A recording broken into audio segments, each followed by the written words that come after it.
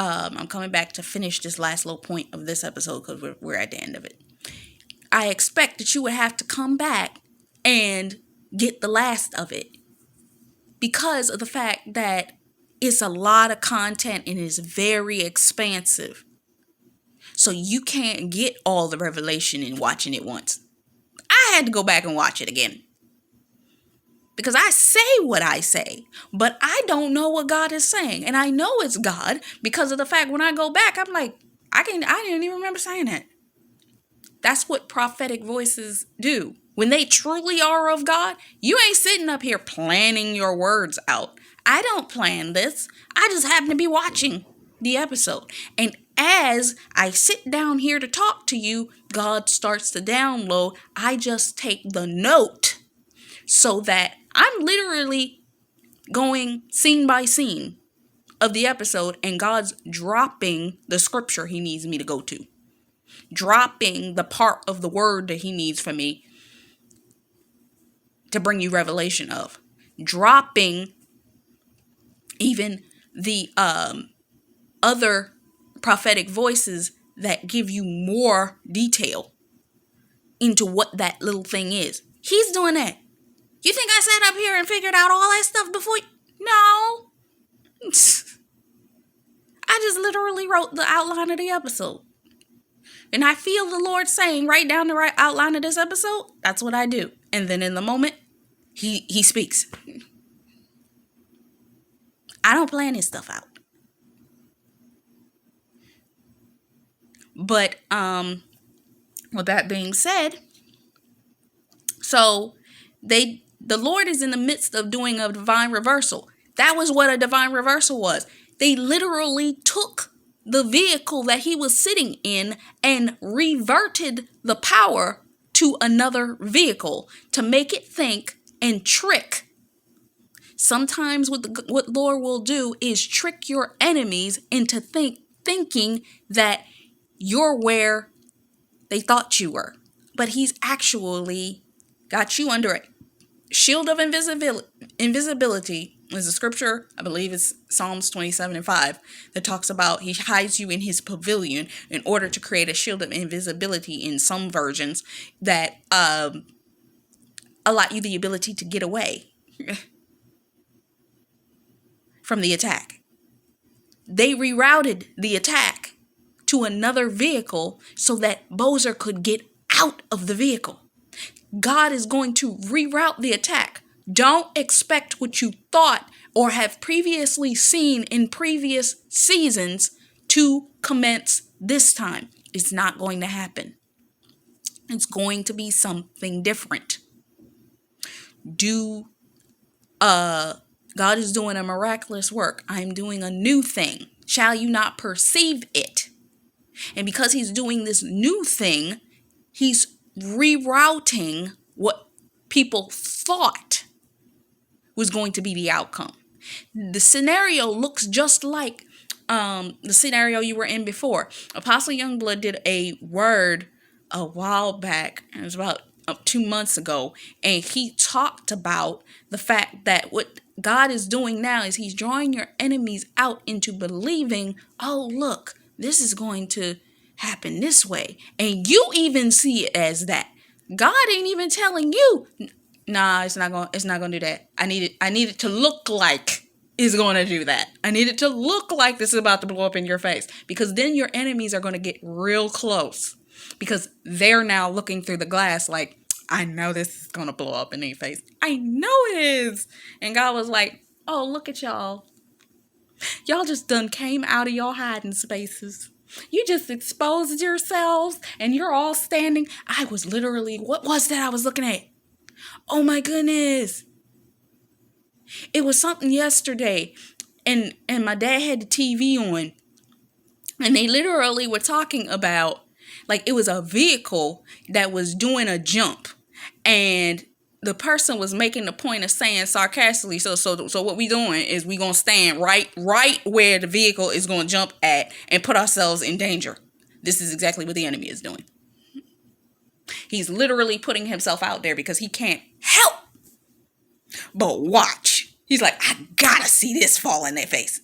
And God's like, nah, I just needed you to come out. Because now I can kill you.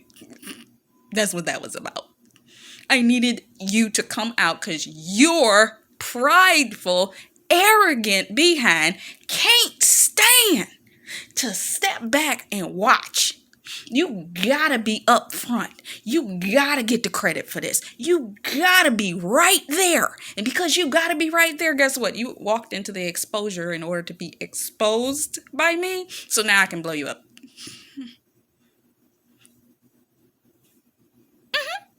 That's what God's doing.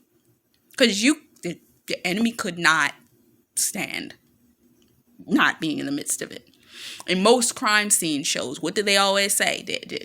They gotta watch. They're voyeurs. They must watch the carnage. They can't help it. So it's a bait and switch. They baited the car and switched it. And you're going to end up getting double for the trouble because God had to set you up like that. It's like, I know I set you up, but there's scripture. It says Isaiah 61, I believe it's 7 and 8. You are about to be richly rewarded for all you had to go through and all that the Lord allowed you to go through in order for him to draw your enemies out. You're about to be rewarded and given double for all your shame. It's like, I know I let it get that bad, but because of that, I'm going to bless you real good because I owe you 1, 2, 5, several things. Yeah. So, when Bozer went back to where they were, they moved a cement block to prevent the explosion from taking everything out. So they put cement blocks there, and he literally stood by and watched from a safe distance as the car that he was in blew up. And it wasn't even a bomb set for him. It was set for the father. Magyver's father was supposed to sit in that car, not him. Some things the enemy set up thinking he was going to get the glory for taking out somebody higher. But God's reminding me of this. God set this scenario up. Remember how I was talking about in chess that God will trade out a piece? Some of you will take a lower piece and trade out for a higher piece. Bozer was a lower piece. He looked like he's a throwaway guy. He looks like he's not one of the people. He's not one of the main team members. He doesn't really do much intense work. Yeah, he works in the science lab, but if something happened to him, you'd be sad, but he's the one that ended up surviving the situation. The enemy threw the thought that he would have been taken out. And it wasn't because he was the one that they were going to end up taking out. They were trying to take up Magyver's father. Sometimes the Lord will put a person that seems like, and sometimes that's you look like, oh, that person's not a threat. But you're the biggest threat because you were the one that was praying.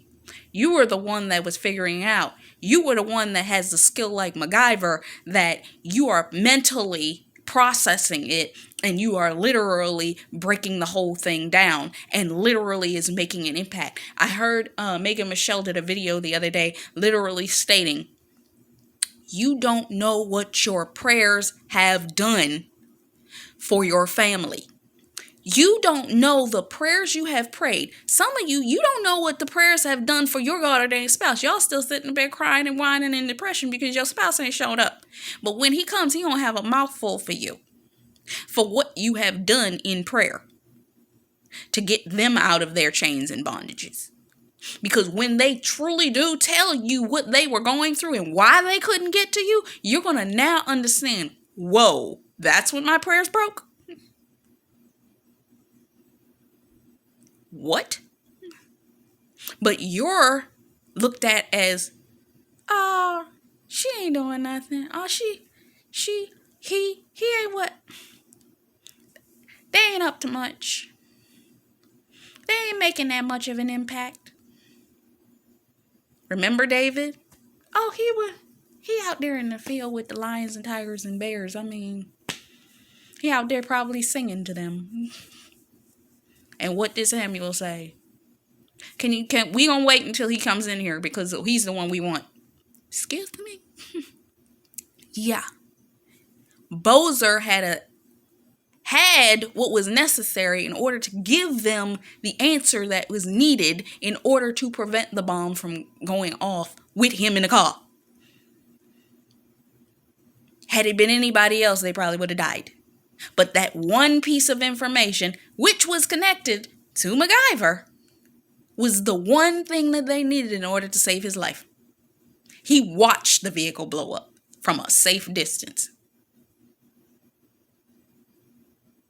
God's going to get you out of this situation. And when you look back at the destruction of what's about to happen to the place that you were at, you're going to be like, oh my God.